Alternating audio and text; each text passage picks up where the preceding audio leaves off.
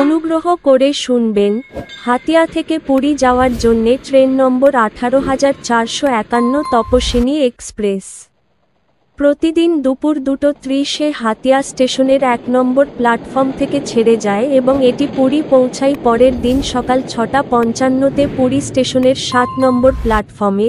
ট্রেনটির মোট যাত্রাপথ 689 কিলোমিটার, যা অতিক্রম করতে সময় লাগে 16 ঘন্টা 25 মিনিট। এই ট্রেনের গড় গতিবেগ 42 কিলোমিটার প্রতি ঘন্টা এবং সর্বোচ্চ গতিবেগ 130 কিলোমিটার প্রতি ঘন্টা। এই ট্রেনটি যাত্রাপথে মোট 22টি স্টেশনে দাঁড়ায়। এই ট্রেনের স্লিপার ভাড়া 385 টাকা, থার্ড এসি ভাড়া 1045 টাকা, সেকেন্ড এসি ভাড়া 1485 টাকা, ফার্স্ট এসি ভাড়া 2480 টাকা। ভিডিওটি ভালো লাগলে লাইক করবেন এবং সঠিক তথ্যের জন্য চ্যানেলটিকে সাবস্ক্রাইব করবেন।